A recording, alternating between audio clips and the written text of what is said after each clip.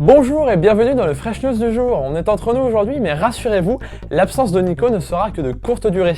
Sans plus attendre, les news du jour, c'est parti! This is funky fresh. This is funky fresh. This is funky fresh. This is funky fresh. Après SFR en début de semaine et Orange il y a quelques jours, c'est au tour de Bouygues d'annoncer ses tarifs pour la 4G. Et l'opérateur fait fort, puisqu'en plus d'un forfait 3G+, à 27 €, les premiers forfaits 4G démarrent à 35 € avec 3 Go de data. Un second forfait à 50 € offre 8 Go de data, ce qui en fait le forfait 4G le moins cher, tout opérateur confondu. Mais là où Bouygues fait encore plus fort, c'est sur la couverture de cette fameuse 4G. Bouygues annonce d'ores et déjà couvrir 63% de la population dès la semaine prochaine, contre 40 pour SFR et 45 pour Orange d'ici à la fin de l'année.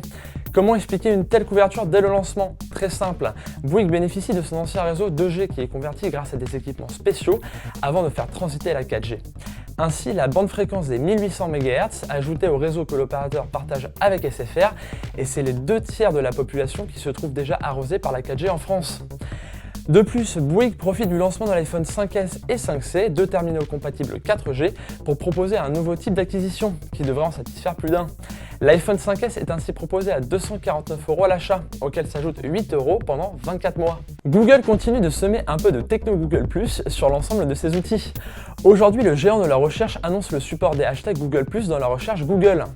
En clair, dès que vous effectuerez une recherche d'un mot précédé d'un hashtag, les résultats de contenu postés sur Google+ seront mis en avant dans la colonne de droite de la page des résultats.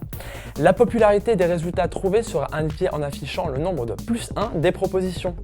Après Twitter qui les a instaurés et Facebook qui les a copiés, Google considère désormais les hashtags comme une partie intégrante de ses outils de recherche. Le déploiement est pour l'instant concentré sur le marché nord-américain, mais devrait toucher le monde entier dans les jours qui viennent. Qui a dit qu'il n'y aurait plus de nouveaux smartphones Lumia sous la marque Nokia depuis le rachat par Microsoft? Sans doute des gens bien mal informés qui avaient peut-être oublié que plusieurs produits restaient encore à être présentés. Ainsi, ce ne sont pas moins de 6 nouveaux produits, dont ceux de la famille Lumia que Nokia devrait révéler le mois prochain lors de l'événement Innovation Reinvented qui aura lieu à Abu Dhabi. Si les annonces restent encore mystérieuses, il se murmure que Nokia devrait annoncer 2 nouveaux accessoires, dont l'un d'eux serait très spécial. Quant à l'annonce des nouveaux produits Lumia, il devrait s'agir d'une tablette de 6 pouces appelée Lumia 1520 et de la première tablette Windows RT de Nokia, la 2520.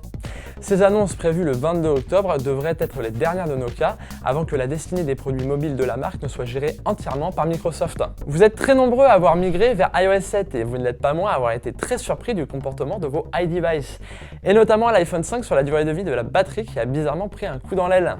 C'est d'ailleurs la question de Morgan qui nous demande aujourd'hui comment économiser sa batterie sur iOS 7. Salut Morgan, merci de ta question et de ta fidélité. Les fonctions de mise à jour en tâche de fond, c'est pas mal, mais c'est un véritable martyr pour la batterie qui est beaucoup plus sollicitée qu'avant. Ainsi, un bon paquet d'applis l'utilise alors que ce n'est pas vraiment indispensable pour tout le monde, comme la bourse ou la météo par exemple. Alors voici quelques conseils et vous verrez que votre device iOS va durer beaucoup plus longtemps. Tout d'abord, rendez-vous dans les réglages, puis confidentialité et services de localisation. Vous pouvez désactiver toutes les applis qui ne vous semblent pas indispensables à votre utilisation quotidienne. Vous pouvez aussi désactiver les mises à jour automatiques. Rendez-vous pour cela dans Réglages, actualisation en arrière-plan. Et enfin, sachez que la recherche Spotlight est constamment en activité. Dès que vous ajoutez du contenu, il est indexé et cela prend là aussi beaucoup de ressources. Pour le désactiver, rendez-vous dans Réglages, Général et Recherche Spotlight. En appliquant ces quelques réglages, vous devriez déjà multiplier par 2 la durée de vie de votre appareil sous iOS 7. Ne nous remerciez pas, ça nous fait plaisir. Fresh News, c'est terminé pour aujourd'hui. Des bisous et à demain!